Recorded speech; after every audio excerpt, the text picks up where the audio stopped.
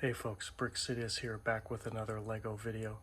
I'm back from my trip and I haven't built anything new recently, but I thought I would do something a little different, showing you some of the rare unopened sets that I have in my collection. Now, I'm not one of those AFOLs who have a bunch of unopened sets that take up a huge storage locker waiting to appreciate or maybe build them in the future. I like to build the sets right when I buy them. I mean, that's the point of Lego, right? Building them. But I do have some that either I don't have the motivation to build at the moment, or I do want to wait and see how they look on the resale market, or I'll just build them later with my kids at the right time. And of course, with limited space at home, I'm not going to be one of those that buys like 100 of the clone battle packs for safekeeping. I'll just try to keep some of the really rare ones that I can find. The sealed NIB boxes, NIB sets that I found, eBay, other online sellers, Facebook, it's usually like collectors or other fans who need to thin out their collection, need some money for some reasons, or it's parents, who have Lego up in the closet from 10 Christmases ago that they forgot about, their kids don't want them anymore, and they're just trying to sell. So that's kind of the best opportunities there, where you maybe get some deals from sellers who don't know the market price of some of these old sealed sets. But yeah, let's just jump into it. So this one may be unfamiliar to some of you, but it has a interesting story. So this is the Bell Boeing Osprey, a Technic set that Lego, I want to say they wanted to put it on sale around like 2022, I think. But you know how Lego has a product policy of not having sets about real world modern military sets, because they don't want playing with Lego to equate that with warfare. So this one is on the borderline because it's a vertical takeoff and landing helicopter / plane that is used for rescue missions. So it's not a combat aircraft, but it's only global militaries buy this plane. So it's kind of up to your interpretation if this is a modern military vehicle set or not. And it started to go on sale in Australia area, because that's with the time zones. That's when, like, Sunday, May 1st, it would start in the Asia Pacific region. And then some boss at Lego decided to pull the plug and say, stop selling it. It's a military vehicle. We can't do it. So only a small number of sets went on sale in Asia, and then I assume they destroyed the other sets. So the people who were lucky enough to get those sets in Asia, maybe the retail price of this was like $200 or something. And then because of the rareness on the secondary market, I think I got this one for 700 or so. So yeah, it'll set you back, but I just thought it's so cool. I mean, it has a motor and a battery function, so I'm not going to turn it on here because it's a bit of a pain. But of course, the rotors spin, and then you can flip a toggle so that the rotors will go into plane mode and back. And I think there's like a hatch in the back that opens as well. But I just think it's a really cool ship. Yeah, any VTOL ship, I really like the design. Even though I think in the real world, you might have heard this Osprey has been plagued with a lot of accidents. It's a challenging design, I think. Partially built by Boeing, and their problems. But so unfortunately, some airmen, some other folks have died in crashes. I don't know if the U.S. Navy has paused use of the Osprey until they investigate safety, but it's in the real world, unfortunately, it's got a kind of a checkered history. So I bought this one new, like I said, and built it. Of course, it would have kept more value in the box, but I want to display this. And now, some of the Chinese knockoff companies have built the same design sets, copycat sets. But I found, especially like the Chinese-made Technic parts are not good, and they don't fit together well in the set. They're really hard on your fingers to build, and with the delicate motor functions and the moving parts in this set, I don't think it would work out so well. But if you really want the set and it's like $150 from China, yeah, maybe it's worth it. So of course I couldn't help myself, and I saw another Osprey. Let me bring it up here. So yeah, you can see it's set 42113. If you go to Bricklink, I don't think this set will show up if you do a search because it's owned by Lego, and they purge it from the records. But if you search on eBay or other sites, you will get a hit. Brick Economy, you'll get a hit. So I got one more just for safekeeping. Who knows? Maybe it'll go up in value in the future, or I'll give it to a good friend or something like that. Beautiful box too, of course. All right, let's see, what do we have next? Since this channel is mostly Star Wars, it's funny, like I have a lot of sealed Star Wars sets, like the UCS Jabba sail barge and the Razor Crest, but it's mostly because I haven't got around to building them, and they take up so much space.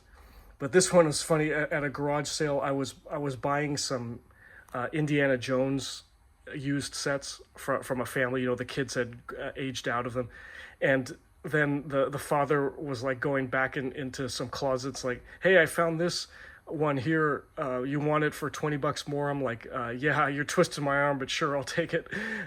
So this is the 7674 Torrent. I guess in 2025 there's a new version of the Torrent coming out, but it's downscaled, and in my opinion it looks really ugly. This one looks great. I bought a used one of these and built it. It's on my shelves somewhere. This one being sealed, yeah, I'm probably gonna try to resell it. And use the proceeds to buy future sets. It's been on sale for I put it on my Bricklink store for a while. No takers. It seems like the market price for this is about $400. But with this economy, maybe people aren't spending as freely as they were with like all the COVID stimulus money in like 2021. But this is probably my best sealed Star Wars set that I have for sale now. Okay, moving on. This one I got from a thrift store. So another aircraft, funny with a theme. The Sopwith Camel first generation 3451. This one's got to be pretty old. I don't know what year it came out, but I'm guessing maybe around 2000 or so. So you might have seen this. And again, funny with the Lego rules about military aircraft. This is a World War I combat plane that took part in like killing people on the battlefield. But it's historical, so I guess Lego was okay with it. Though I'm pretty sure they won't make like a Tiger I tank from World War II. Like Nazi Germany and stuff. It's too controversial. But here, this is from Britain during World War I. You might have seen the newer version that's green.